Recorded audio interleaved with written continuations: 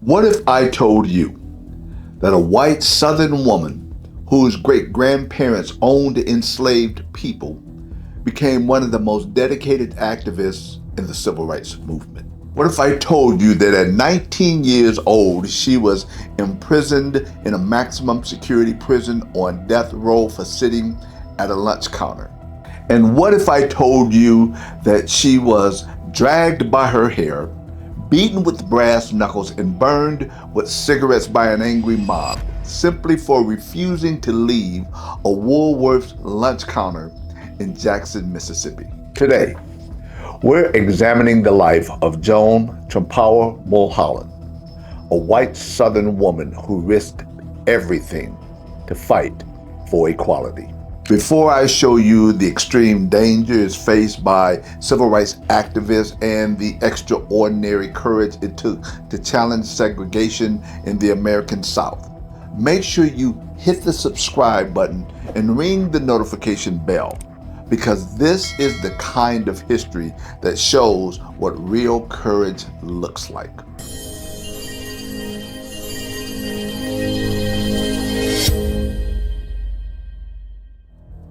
Before we dive into Joan Trumpauer Mulholland's journey from segregationist family to freedom rider to prisoner on death row, make sure you are subscribed. This is the story of moral conviction they need to hear. I want to take a minute to share my thoughts on the first time I learned about the Freedom Riders. I remember being confused. I was young, and I couldn't understand why someone who was not Black would put themselves in that kind of situation. Being conditioned by society, I expected for Black people to stand by Black people, but to see a white person or anyone who was not Black standing alongside Black people in defense of fighting for human justice was just mind-blowing to me. I wasn't used to seeing white people make that kind of sacrifice in defense of equality. I even remember asking myself the question, what's wrong with them? It wasn't until I matured that I learned from people like Joan Trumpauer Mulholland that America, then and now, doesn't have to be this way. It chooses to do so. The American civil rights movement in the 50s and the 60s relied upon thousands of individuals willing to challenge racial segregation and discrimination, often at great personal risk. Among them was Joan Trumpauer Mulholland, a white Southern woman who dedicated her youth to fighting for racial equality. Born in 1941, Mulholland became one of the few white activists deeply involved in major civil rights actions, such as freedom rides, sit-ins, and marches organized by the Student Nonviolent Coordinating Committee. Her activism placed her in constant danger, such as violent mobs, imprisonment in a notorious maximum security prison, and threats from white supremacist groups such as the Ku Klux Klan. Mulholland's life illustrates not only the courage of civil rights activists, but also the extreme risks they face while challenging the entrenched systems of segregation in the American South. Through her participation in protests, her imprisonment, and her continued activism, Mulholland helped advance the struggle for equality while demonstrating extraordinary moral conviction, something we are longing to see more of today. Mulholland was born on September the 14th, 1941 in Washington, D.C., and grew up in a Southern family with segregationist beliefs. Her family background reflected the prevailing attitudes of the Jim Crow South, and she was raised in a culture that supported racial segregation. Ironically, her great-grandparents had owned enslaved people, placing her family firmly within the social structure that benefited from racial inequality. Despite this upbringing, Mulholland began questioning the morality of segregation as a teenager. She was influenced by Christian teachings emphasizing compassion and equality. When she attended meetings discussing civil rights activism while studying at Duke University, she was struck by the contradictions between Christian ideas and the racial discrimination practiced in the South. These experiences inspired her to become involved in the civil rights movement. At just 18 years old, Mulholland began participating in demonstrations and sit-ins, organized by activists seeking to challenge segregation in public spaces. Her decision had immediate consequences. Duke University repeatedly pressured her to leave due to her activism, and many of her friends distanced themselves from her.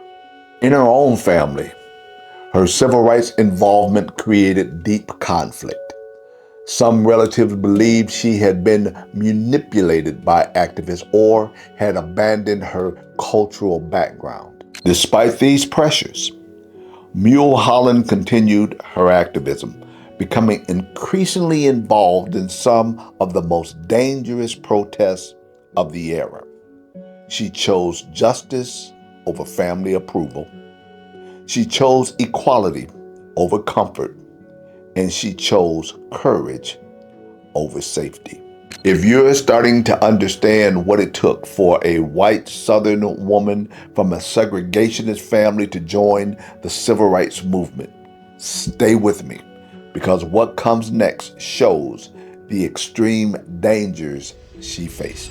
One of the most significant events in Mulholland's activism was her participation in the Freedom Rides. The Freedom Rides were organized in 1961 to challenge segregation in interstate bus travel across the South. Activists, both black and white, rode buses together and used integrated waiting rooms to test federal rulings that had declared segregation in interstate travel unconstitutional. The Freedom Riders knew the risk involved. White supremacists and segregationists often attacked the buses and their passengers. In one notorious incident in Anniston, Alabama, a mob firebombed a bus carrying Freedom Riders and beat the passengers as they escaped the burning vehicle. Despite this violence, Mulholland and other activists continued the protest. She joined a group of riders traveling to Jackson, Mississippi, where they intentionally used segregated facilities in the bus station. As expected, they were arrested for refusing to leave the whites-only waiting area. Mulholland was only 19 years old at the time. Instead of paying bail and leaving jail, she chose to remain in prison as a form of protest, a strategy used by activists to expose the injustice of segregation laws. This decision would change her life forever. After her arrest in Mississippi, Mulholland was sent to a Mississippi State Penitentiary, a maximum security prison widely known for its harsh conditions. Freedom Riders were deliberately sent there by state officials who hoped to intimidate them and discourage further activism. The experience was traumatic and dangerous. Female prisoners were subjected to humiliating searches, including invasive examinations before entering prison. Mulholland later recalled the degrading conditions and the fear experienced by imprisoned activists. Even more frightening was where they were housed. Because the prison had no woman's wing, the female Freedom Riders were placed in the maximum security unit near death row. Mulholland described extremely crowded conditions with little space for each inmate. The psychological intimidation was also intense. Guards attempted to break the activist spirit through isolation and harsh treatment. The food was poor, and the prison environment was unsanitary. Mulholland later recalled that protein in the prison food sometimes came from insects. She remained imprisoned for approximately 2 months. During this time, she and other freedom riders sang freedom songs and supported one another to maintain their morale. Their imprisonment drew national attention to the brutality faced by civil rights activists. Now, let me repeat that. A 19-year-old white woman from a Southern family was imprisoned on death row for 2 months for choosing to sit at a lunch counter with black people.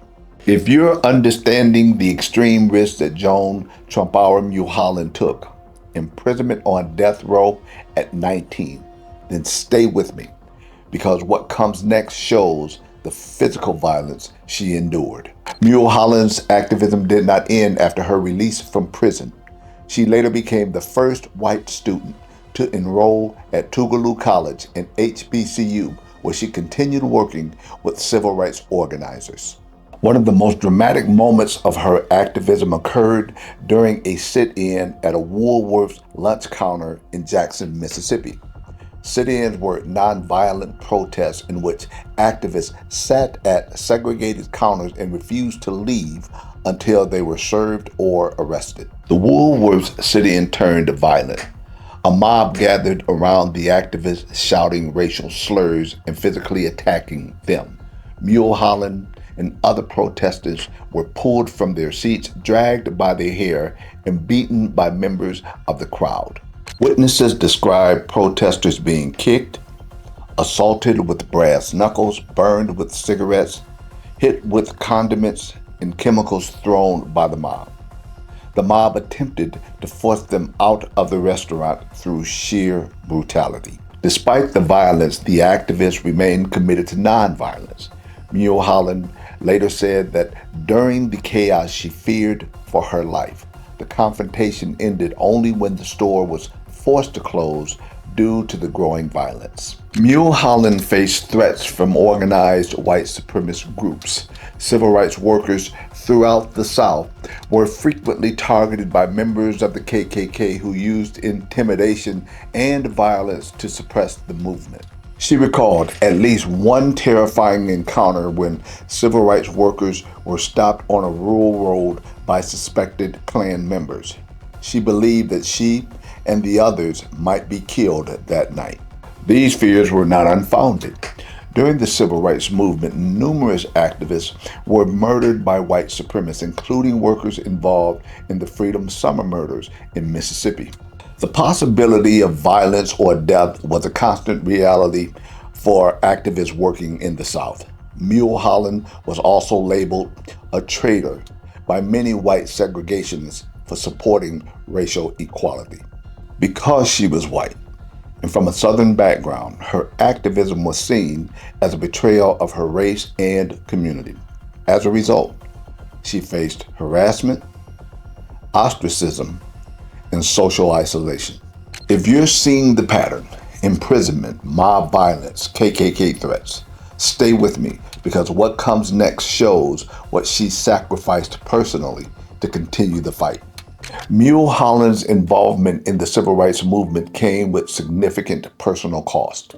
Her activism strained her relationships with her family, and she was disowned by some relatives because of her involvement in the movement.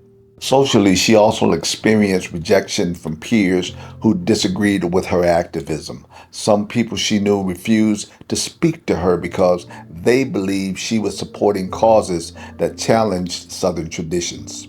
Despite these sacrifices, Mulholland remained committed to the struggle for civil rights.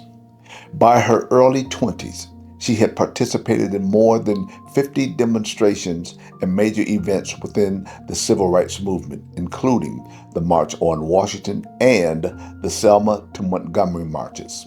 Her continued participation demonstrated extraordinary dedication in the face of adversity. After the height of the civil rights movement, Mulholland continued working in public service and education.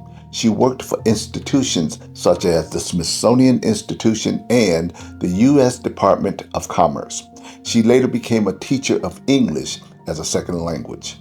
Later in life, she founded the Joan Trumpauer Mulholland Foundation, an organization dedicated to educating young people about the civil rights movement and encouraging activism against racism and injustice. Her life story has been featured in documentaries and educational materials that highlight the role of ordinary individuals in achieving social change. Mulholland herself often emphasized that the civil rights movement succeeded because thousands of people were willing to take risks that challenged injustice. Joan Trumpauer Mulholland's life represents a remarkable example of courage during one of the most turbulent periods in American history. As a young white woman raised in the segregated South, she chose to challenge the racist system that surrounded her. Her activism placed her in grave danger: violent mob attacks, imprisonment in maximum security prisons on death row, threats from the Ku Klux Klan, and rejection from parts of her own family. Yet she remained committed to the principles of nonviolence and equality. Mulholland's experience revealed the harsh realities faced by civil rights activists and the extraordinary bravery required to confront segregation. Her story serves as a reminder that progress in civil rights was achieved not only through legislation, but through the sacrifices of individuals willing to risk their lives for injustice. She could have stayed silent. She could have accepted her family's segregationist beliefs. She could have enjoyed the comfort and safety that came with being white in the Jim Crow South. But she didn't. She chose justice. She chose equality. She chose courage. And because of people like Joan Trumpauer Mulholland, the world changed. If this video showed you the extreme dangers faced by civil rights activists, to include white civil rights activists, and the extreme courage it took to challenge segregation, I need for you to do 4 things for me right now. First, subscribe and hit the notification bell. This is the kind of history that shows what a real moral conviction looks like, and you need to see every video we release. Second, like this video and share it with your family, your church, your community, and your friends.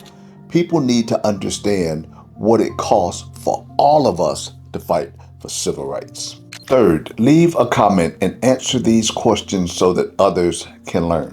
1. What surprised you most about Joan Trumpauer Mulholland's story? 2. How does understanding the dangers like imprisonment on death row, mob beatings, and KKK threats change how you see civil rights activism? And 3. How do we teach the next generation about the courage it took for blacks and whites to challenge segregation? 4th, explore the sources and books on this topic in our complete Black History book library at the link in the description and in the pinned comments below. Joan Trumpauer Mulholland was 19 when she was imprisoned on death row. She was beaten, dragged by her hair, burned with cigarettes, and faced the KKK and disowned by her family. Yet, she never stopped fighting for justice. Subscribe, share, and speak the truth. I'll see you at the next video.